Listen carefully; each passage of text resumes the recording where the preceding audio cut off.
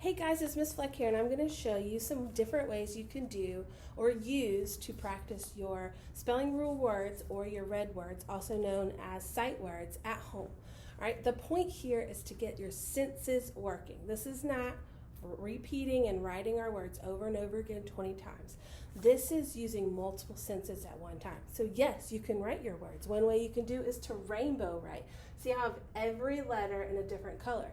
And as I write, I'm going to say R, A. I'm going to say the letters as I write. And I'm going to switch my marker or my crayon or my color pencil. I'm going to switch the color every time. This is making my brain focus on those letters.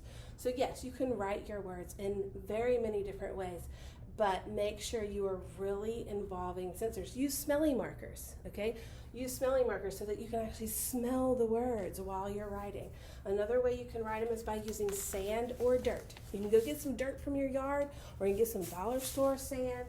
You can get a dollar store container to put the sand in, and you can literally write out your words. This is feeling the words. If you like sandpaper, draw it on sandpaper. I prefer not to use sandpaper, but drawing it in sand or dirt, or even drawing it out on a carpet with your finger will help you feel the letters. Whenever you're writing your spelling rules, words that follow the phonetic rules we've been talking about in class, you need to make sure that you're saying the letters, just saying the sounds, you're sounding it out as you're going. If you're writing your sight words or your red words, then you're making sure you're saying the word after you spell it. So you can write with sand. If you have kinetic sand, this is my favorite kind of sand to use. You can write it in kinetic sand. It's so easy to feel the words as you write. Another way you can do it is to pop out the sound. So these are the biggest craze right now, these pop-its. My girls have tons of them. So you can literally pop out the sounds. So the way you do that is I'm gonna use the word mat. Easy word. At, mat. So I'm gonna pop. I'm gonna go at, mat. Okay? M-A-T, mat. So I said the sounds and popped. I said the letters and popped. I'm practicing that word. Totally easy. If you don't have any of these, you can tap it out on the table. You can literally say at, mat, right? M-A-T, mat. So you can tap out the sounds, all right? Another way you can do it is to draw it in shaving cream. This is so much fun. I used to let my girls do this in the tub or the shower, or also you can do it on a kitchen counter, or you can do it outside as well, but you just spray the shaving cream wherever you want it. Makes the house smell nice and fresh and clean. And then write the words out in the shaving cream. Super simple, really cheap, super easy.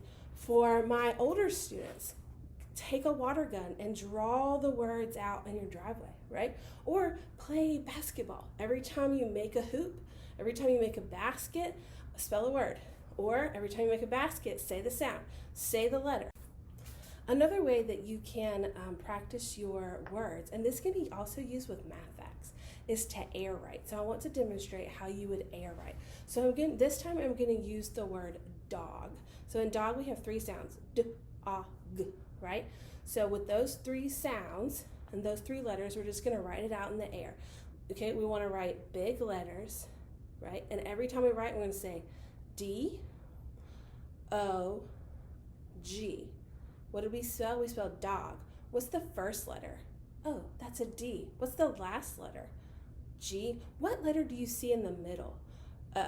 So the point is to write it out in the air, saying the letter names. You can also say the sound. So D, A, G. What was that last sound? G. What was the first sound? D.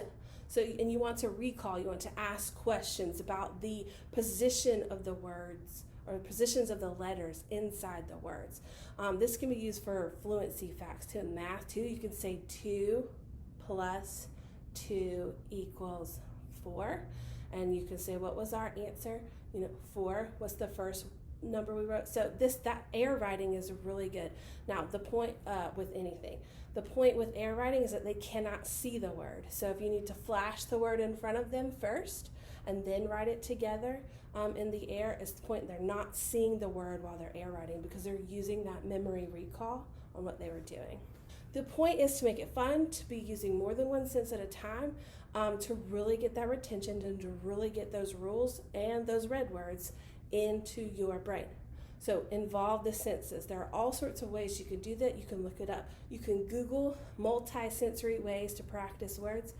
All sorts of resources out there. And of course, you always have Miss Fleck to ask questions. I hope this helps you have different strategies and different fun and engaging ways you can use to practice your sight words or your spelling rules at home. Have a great day.